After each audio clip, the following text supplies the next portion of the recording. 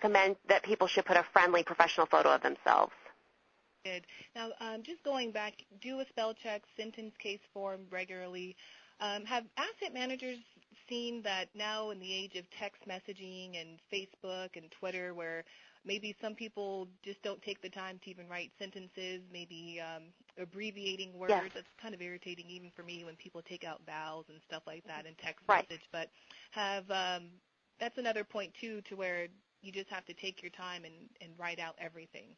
I agree. I totally agree with you, and I see that. And I've even received emails that are like that, that instead of writing you, like Y-O-U, it'll just say the letter U.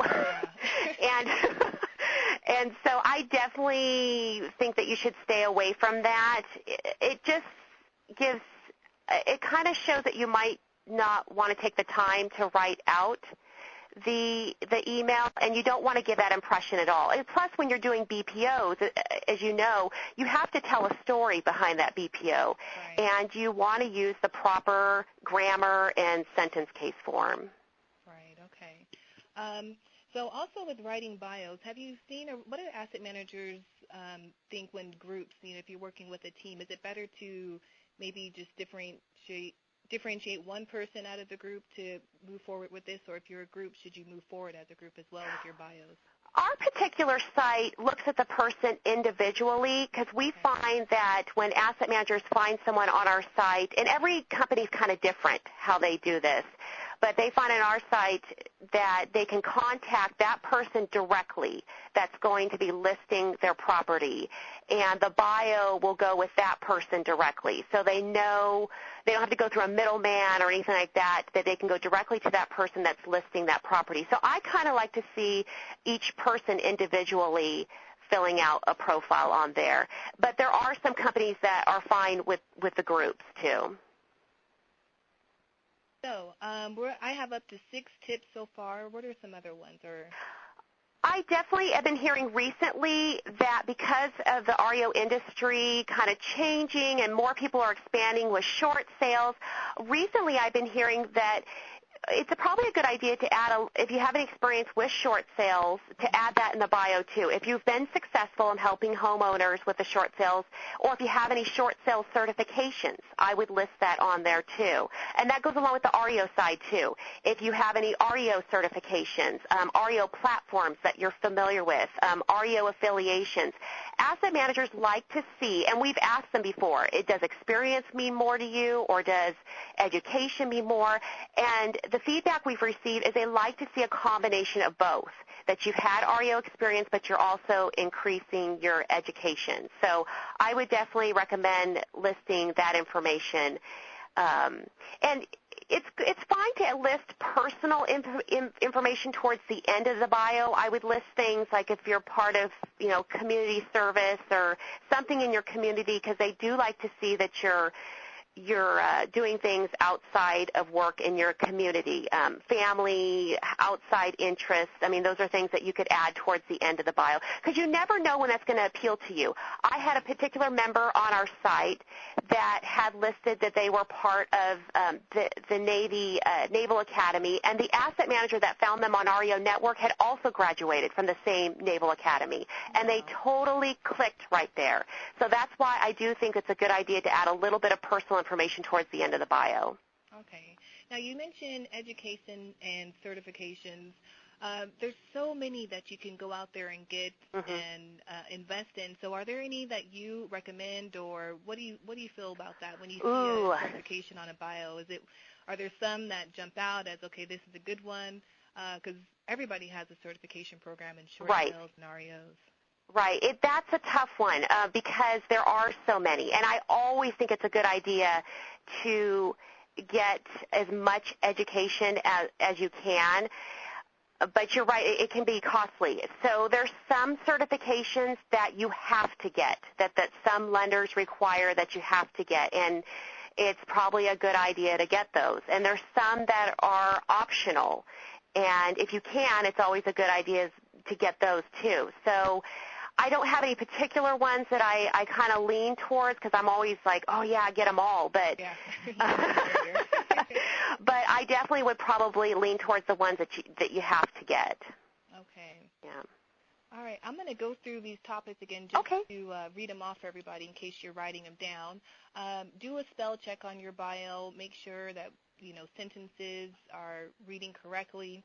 Use sentence case form, the regular sentence form. Mm-hmm. Double space your lines. Convey your message about yourself by listing your stats or your experience. Send a positive vibe Mm-hmm. and a friendly smile. And expand on your education, your certifications, and your experience with short sales, REOs, and also include some personal information because you just never know who's going to be looking at that bio. Right. Right. All right. That sounds good.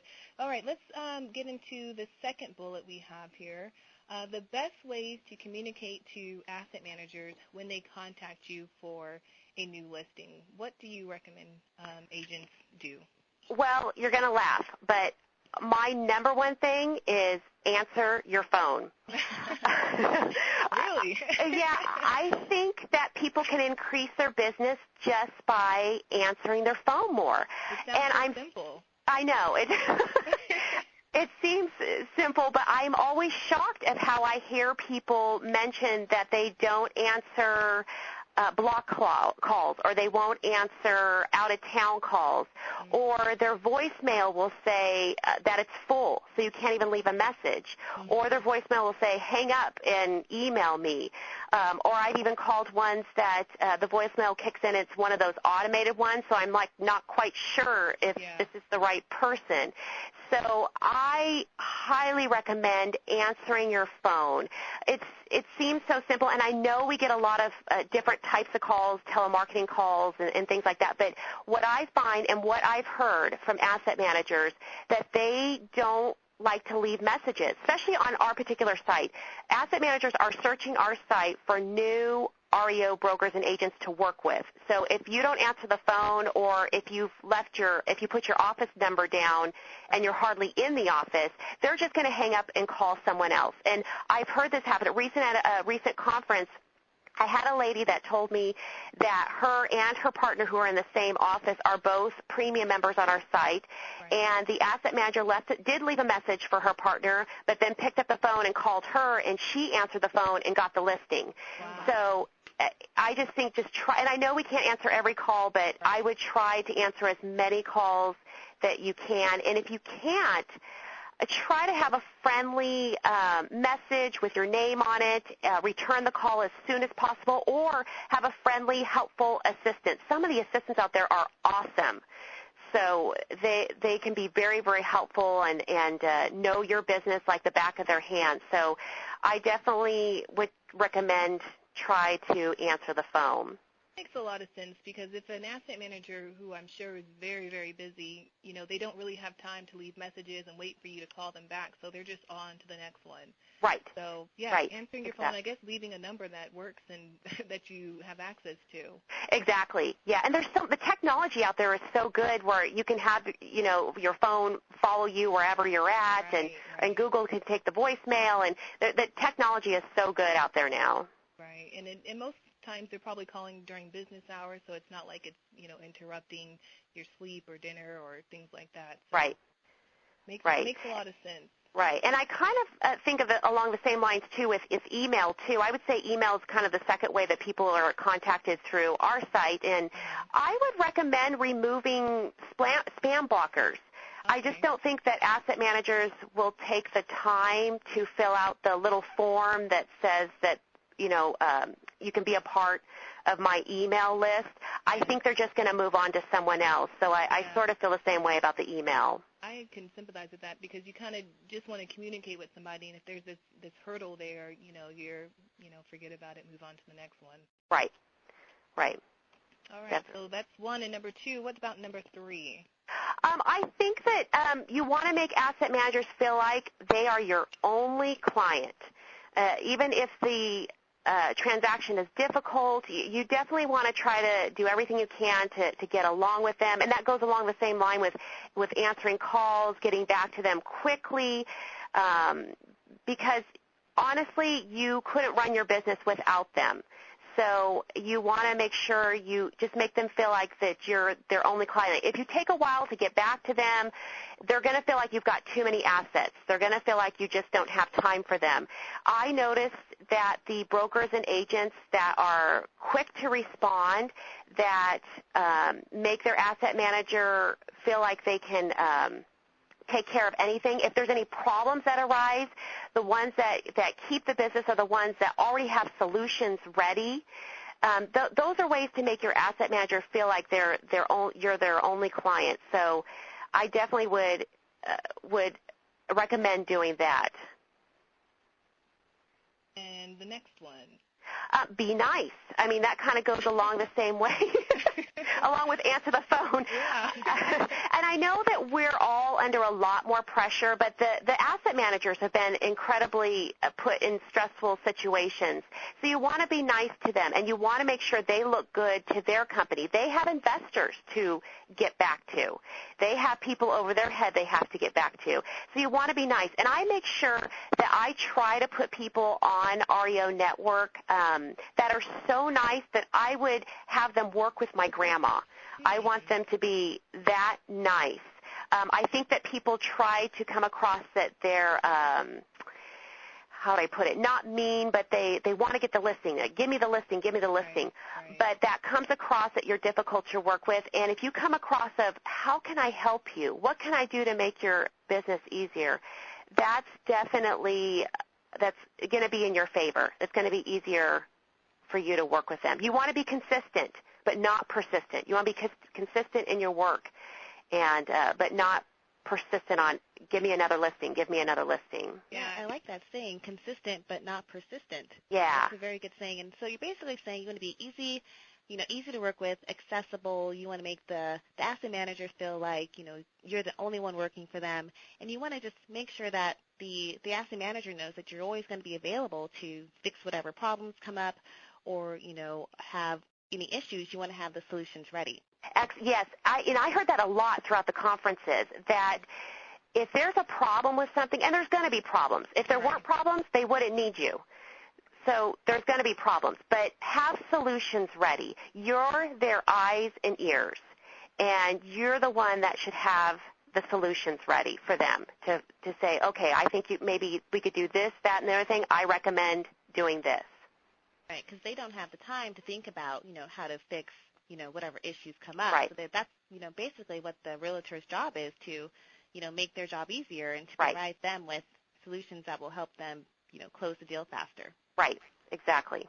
And I think it's funny how it is funny that, a way to communicate with asset managers is to be nice. I think in this market, it's everything has been so much like a game. You forget that you're dealing with people. Right, exactly. It's not just numbers and, money and listings that you have to remember. Be nice. You're talking to another human being, and, the nicer you are, probably the more they'll want to work with you in the future. Right. And you could even, I've had some asset managers say that they've received thank you notes from brokers and agents, and I've even received some thank you notes. So that's kind of a nice little touch at the end. Many of these companies can't take gifts, which I don't think that's a good idea to do, because sometimes you're taken off their list. But a thank you note a handwritten thank you note is always nice to get. Yeah, that is nice, because it's also so uncommon as well. Usually it's a quick email or a text message, but when you see something handwritten, you're like, oh, yeah, you stand out. Right. All right, so number 5 for tips? Some more tips and ideas is, when you receive a call from a new client, my last one would be to say, how did you find me? You want to keep track of all of your marketing. How are you getting these calls? Asset managers are also super busy, so they sometimes forget to say, I found you on REO Network, or I found you, off your website. So you want to always ask them, how did you find me? Well, that's key, because if you're spending money or your time in getting part of these networks, it's good to know which ones are working and which ones aren't working for you. Right, exactly. That's great. Great. All right, so are we ready to move on to our third bullet? Yeah. All right, Erica? Okay, so tips and ideas for getting started in the REO network. So how would you suggest that we get started and